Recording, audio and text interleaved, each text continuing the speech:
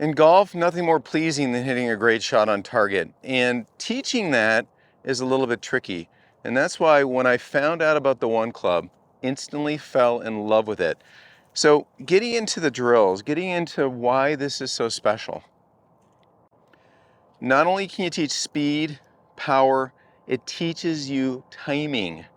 And it helps your body organize itself and have the right forces to let the club flee out at the correct time.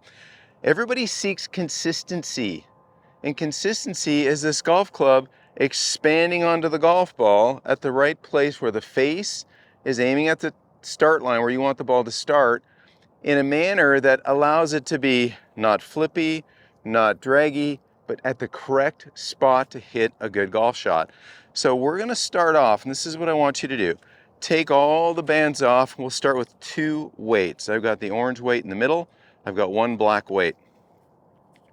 And we've got 1 thick band. And keep in mind, you can always start with the thinner rubber band. If you find this too challenging, use the thinner band to get the feel and timing first. Then you can start to build up the challenge that the resistance, the carriage, and the bands provides. So here's the sensation as we're developing our awareness. As I get set up, I'm going to have a tee on the ground. Since this doesn't go all the way to the ground, let's just put a golf ball down so we have this awareness of where this timing and energy is going to flee out to. Ultimately in golf, it's the golf ball. We don't feel like we're dragging this handle. We don't feel like we're prematurely dumping the end of this one. It doesn't work that way anyway. It won't work. So the sensations for you. What I love, I've got the 1 thicker band. During the backswing, the sensation is, can I feel as though I can get the carriage to start to work away from the grip toward the dampener? So this feel is readiness in the feet, and I can feel a sudden and a little bit of a stretch factor here during this backswing, just a little. And I want you to work on that as well. I want you to have that sense of readiness over a golf ball. You can let your eyes rest on the golf ball. Feel that carriage work away from the grip, and it's only working away a tiny bit because there's not a lot of momentum in a backswing. There's a lot of work being done to get this to flee. The real magic is once you can have that subtle little separation, it's going to resettle, and then you're going to change directions, and this carriage is going to flee out, and you're going to feel the carriage hit the dampener right about where the golf ball is. So sensation in the feet, being really aware of the sense of what the carriage is doing as you move it, and I'm recruiting everything I can do to be mindful and sensory for this. And then hold that finish. And let's do it again. So waggle, just like in golf, readiness in the feet, being mindful that the energy from the ground rotating us is going to help this have a mind of its own and want to move down the shaft toward the dampener just a little bit. It will resettle and you're loaded, and that's when you can change direction. All that energy will fire out onto the dampener right on the golf ball.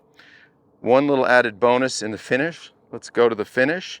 So being mindful of the energy to let it flee away from the grip. And then I like to call it put it in the holster, meaning take the grip and let it rest towards your lead. In my case, my lead left pocket. So let's do that again. Timing involved. Let the weight move down the shaft. Back to the pocket. Now, you can add challenge to this. I can take out another band. And as you get more and more effective with this, we'll use one more thick band, or if I want to add just a bit more challenge, I can put the thinner band on. There's 4 thick bands and 1 thin band included in your kit. Now I've got a little bit more challenge. It's a little trickier to have it flee a little bit during the backswing, and a little harder to get out to the dampener at the golf ball. This is building timing, strength, and speed. Let's go ahead and feel it.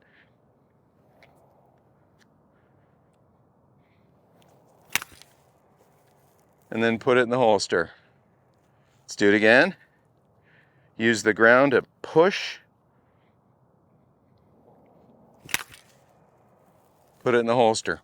So let's get started. This is the best drill to get you aware of how you're going to rotate to feel like you can let the carriage work down the shaft, develop that powerful condition to respond back to the golf ball. Let's move on to the next drill.